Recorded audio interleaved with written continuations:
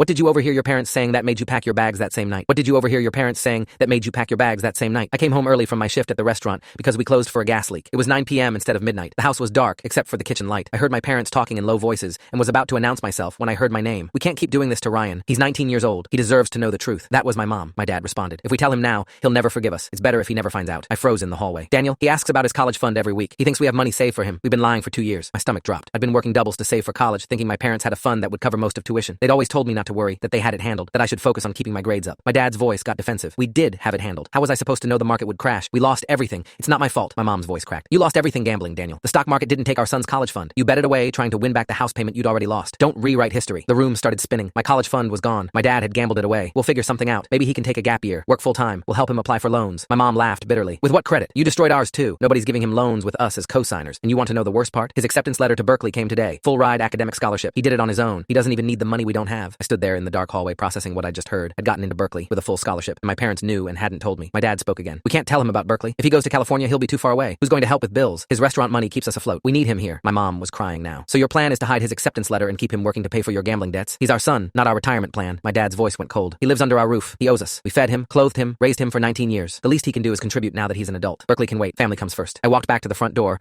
opened it loudly, and called out, "I'm home," like I'd just arrived. The kitchen went silent. My parents came out smiling. My mom hugged me. "You're home early, sweetie." I asked if any mail came for me today. My dad said no. I asked if they were sure. He said yes. I went upstairs to my room. I waited until they went to bed at 11 p.m. Then I went downstairs to my dad's office. I found the Berkeley letter in his desk drawer under a stack of bills. The envelope had been opened. They'd read it and hidden it from me. The acceptance letter was dated 2 weeks ago. They'd been lying for 14 days. I took photos of everything with my phone. Then I found the bank statements. My college fund account showed the final withdrawal 9 months ago. $43,000 gone in one transfer. I found my dad's credit card statements next. Casino charges, sports betting websites, a loan from a company I'd never heard of at 28% interest. My parents were drowning in debt, and they'd been using my paychecks to stay afloat while lying about my future. I went back upstairs and started packing. I heard my mom's voice from their bedroom. "Did you hear something?" I froze. My dad said, "It's probably Ryan. Go back to sleep." I packed everything I actually cared about. Clothes, laptop, documents, the shoebox of cash I'd been hiding in my closet that I'd never deposited because I didn't trust banks. $8,000 from 2 years of tips and overtime that my parents didn't know existed. I called my best friend Lucas at midnight. "I need a place to stay tonight. I'll explain tomorrow." He said his couch was mine. I wrote a note and left it on the kitchen table. "I know about Berkeley. I know about the gambling. I know you've been stealing my paychecks. I found the acceptance letter in Dad's desk. I'm leaving. Don't contact me." I walked out at 2 a.m. with 2 duffel bags and my backpack. I didn't look back. Lucas picked me up at the corner and didn't ask questions until we got to his apartment. I showed him everything. The photos of the letter, the bank statements, the credit card bills. He sat there reading through it all. "Your dad gambled away $43,000? I nodded. "And they were hiding your scholarship so you'd keep working to pay their bills?" I nodded again. The next morning, my mom called 15 times. I didn't answer. My dad texted, "Come home. We can explain." I replied with the photo of the Berkeley letter